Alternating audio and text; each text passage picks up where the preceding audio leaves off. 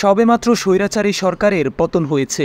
এরই মধ্যে বেরিয়ে আসতে শুরু করেছে তাদের নানা কুকর্মের ইতিহাস। সেই ইতিহাসেরই এক ন্যাক্কারজনক অধ্যায় আয়নাঘর। খোলা চোখে এটিকে এতদিন একটি সাধারণ বন্দিশালা ভাবা হলেও আয়নাঘর ছিল স্বৈরাচারী হাসিনার তৈরি এক জঘন্য নরক। দেশের এক শ্রেণীর অসৎ সেনা অফিসার নিয়ে এই জল্লাদখানা তৈরি করেছিলেন শেখ হাসিনা। দেশের বিভিন্ন সময়ে গুম হওয়া আলোচিত ব্যক্তিদের তুলে আনা হতো আয়নাঘরের গোপন ঠিকানায়। তারপর তাদের উপর চালানো হতো অমানবিক পাশবিক নির্যাতন। কোনোরকম প্রমাণ কিংবা সাক্ষ্য ছাড়াই শুধুমাত্র সন্দেহের জেরে এইসব লোকদের তুলে এনে বছরের পর বছর বন্দী করে রাখা হতো আয়নাঘরে। কেউ সরকারের বিপক্ষে গলা উঁচু করলে কিংবা তাদের বিরুদ্ধে দাঁড়ানোর সাহস দেখালে তাকেই আয়নাঘরে ধরে নিয়ে আসত ডিজিএফআই। এছাড়াও বিভিন্ন সময়ে হওয়া নানা সন্ত্রাসী হামলা ও নাশকতার তদন্তের নামে অনেক সাধারণ মানুষদেরও আটক করত এই সামরিক গোয়েন্দা বাহিনী। সাদা পোশাকে কখনো বাড়ি কখনো বা কর্মস্থল থেকে এইসব নিরপরাধ মানুষদের আটক করে নিয়ে আসতেন সেনা অফিসাররা। অনেকটা সিনেমার স্টাইলে চোখ বেঁধে গাড়িতে করে আটককৃত ব্যক্তিদের নিয়ে আসা হতো আয়নাঘরের গোপন ডেরায়। শত চেষ্টা করেও তাদের কোনো খোঁজখবর পেতেন না স্বজনেরা।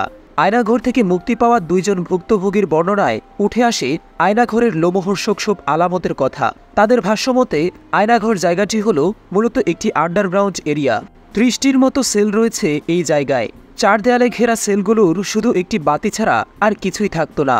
সেলের একমাত্র প্রবেশদ্বারের ভেতরে লোহার গারদ ও সামনে লাগানো থাকত কাঠের দরজা। এভাবে অন্ধকার প্রকাশ্যে দিনের পর দিন আটকে থেকে নরকের মতো কঠিন যন্ত্রণা ভোগ করতে হতো নিরপরাধ মানুষদের। সেলগুলোর সাথে বড় আকারের অ্যাডজাস্ট ফ্যান লাগানো থাকত, যাতে সেগুলো চলার সময় উচ্চ শব্দের কারণে ভেতরে কোনো আওয়াজ বাইরে না যায়। তাদের খাবার দেওয়ার কোনো টাইম টেবিল ছিল না। কখনো দিনে 3 বার, কখনো 2 বার, কখনো আবার দেওয়া হতো একবেলা। প্রতি 5টি সেলের জন্য ছিল একটি করে টয়লেট। বন্দীদের নিয়ম করে দিনে 3 বার চোখ বেঁধে টয়লেটে নিয়ে যাওয়া হতো, যাতে তারা সেখানকার কারো মুখ দেখতে না পায়। এটি এবং জিজ্ঞাসাবাদের প্রয়োজন ছাড়া তাদের সেল থেকে বের করা হতো না। জিজ্ঞাসাবাদের জন্য তাদের আলাদা একটি রুমে নিয়ে যাওয়া হতো। সেখানে চোখ বাঁধা অবস্থাতেই তাদের বিভিন্ন প্রশ্ন করা হতো। তাদের এমন সব ঘটনার বিষয়ে প্রশ্ন করা হতো যার সাথে তাদের কোনো সম্পৃক্ততাই নেই। আর এসব প্রশ্নের না বোধক উত্তর দিলেই শুরু হতো সেনাদের লাঠিচার্জ। কিছুক্ষণ মারধরের পর তাদের আবারও একই প্রশ্ন জিজ্ঞেস করা হতো। বিষয়টা অনেকটা এমন যেন দোষ তুমি করো আর নাই করো, স্বীকার তোমাকে করতেই হবে। আটককৃত ব্যক্তিদের প্রতি এতটাই নির্দয় আচরণ করত সেনা অফিসাররা।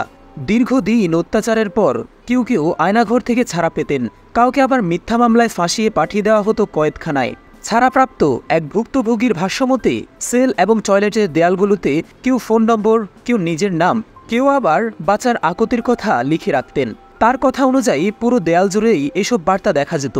অর্থাৎ আয়নাঘরে কতজন মানুষ যে আজ পর্যন্ত আটক করে রাখা হয়েছিল তার কোনো হিসাব নাই। জনসম্মুখে মানবতার মায়াকান্না কাঁদলেও ক্ষমতার লোভে ফ্যাসিবাদী হাসিনা কতটা ভয়ঙ্কর হয়ে উঠেছিল আয়নাঘর তার একটি বাস্তব প্রমাণ।